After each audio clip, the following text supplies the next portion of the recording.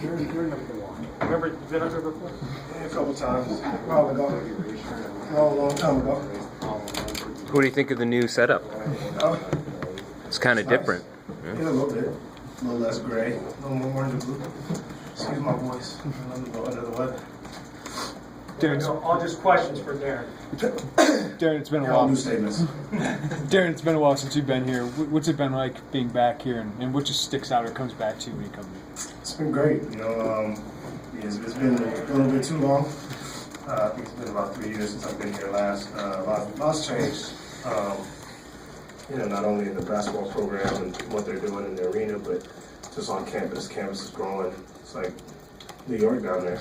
New York City, all the high rises they got down there on Green Street. I've made my rounds around, campus. That's some of my favorite spots. And so it's been enjoyable. Deron, what did you pick up watching practice the last couple days, and what did you talk about with the team?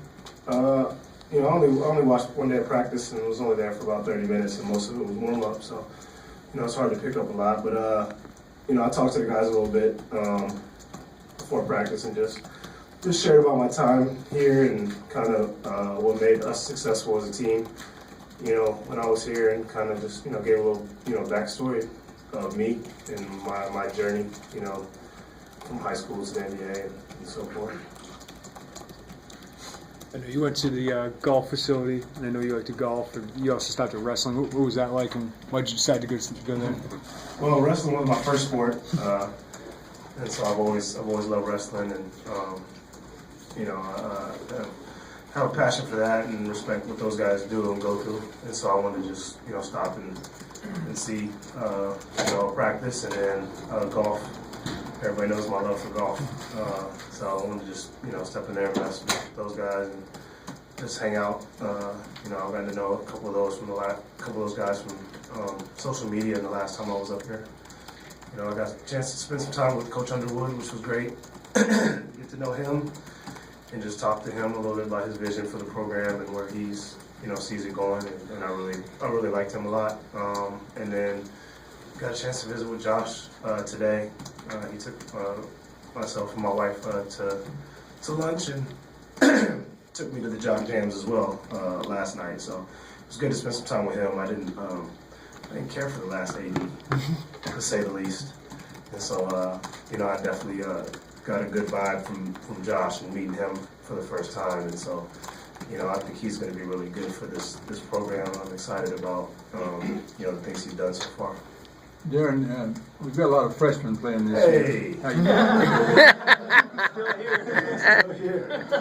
Talk about your journey from freshman to sophomore, junior. I mean, how tough it is starting out as a freshman in college and playing regular. Well, it's tough when you commit before you come to the state of Illinois from Texas. You get here and you experience the cold.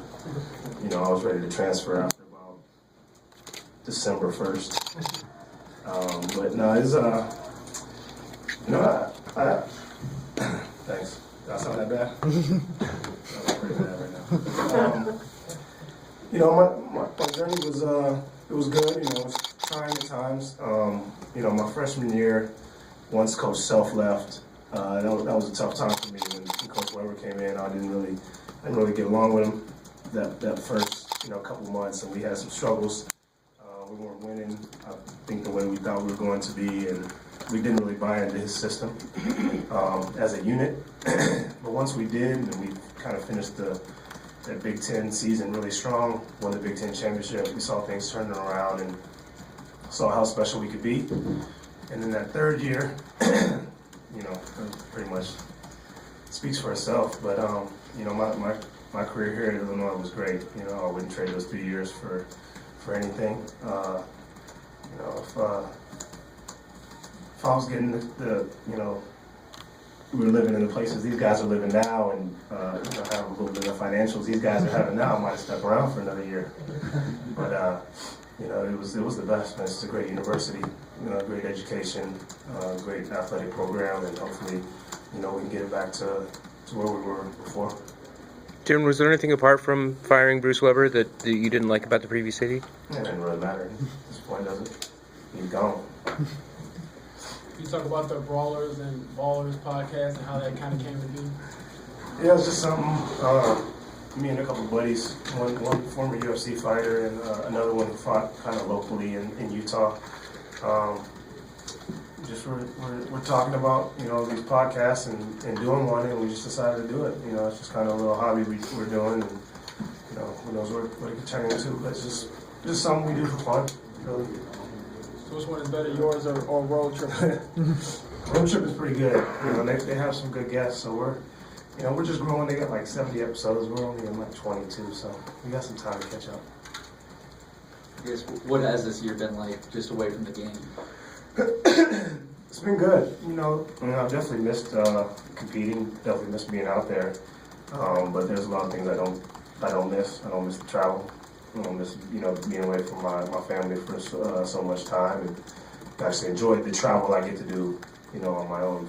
You know, going where I want to go when I want to go, and not getting in at 3 a.m. in the morning and having a breakfast meeting the next day at 10 a.m. So it's been good. Darren, I'm sure around the league people talk about their college programs, and it's probably been tough for you the last decade or so. What do you think is the key to turning that around for this program? Well, I think we got a great guy in Coach Underwood. I think that's the first step, you know, and talking with him yesterday, he was talking a lot about culture change. And, you know, it definitely starts at the top, but, you know, I talked to the guys a lot about it, and I said, you know, the coaches can only do so much, they can only say so much. You know, it's got to be on you guys. You guys got to want to change. You know, you guys got to want to win. And I talked a little bit about kind of what made us successful, like I said, you know, our unselfishness. Really, all we wanted to do was win. You know, we knew that if we took care of winning, you know, everything else would take care of itself. You know, the NBA, all that stuff would take care of itself, and it did. You know, I mean, I'm proof of that. You know, I wasn't on anybody's radar my freshman year. You know, most of my sophomore year, and I led the team in scoring. That's my sophomore year, and then fast forward to junior year. You know, I pretty much jumped from, you know, maybe being a second round pick to, you know, top 5 pick because we won. You know, I averaged 12 points a game. It's not like I had just eye-popping numbers, you know. But we won, and I was a big part of that. And, you know, people saw that, you know, scouts saw that. And so I just tried to convey that to them. The culture change has to come from within, has to come from, you know, them in practice, competing, making practice harder than games, so that when they get in games, it's easy. That's kind of what we did. Is it kind of a weird feeling not putting on a uniform for game days here and watching from the sideline? It's been a long time since I put on a uniform here, so not really. Is this the first game you're going to take in here since you left? Yeah, I mean, I always want to get back to one. It was just really hard just because, you know, the NBA schedule's so tough. You know, finding an off day, you know, I was always hoping, like, I'd be in Indiana playing and there'd be a game, but it just never really worked out. Both Dee and Roger are in the coaching business now. What do you make of that with you guys who played?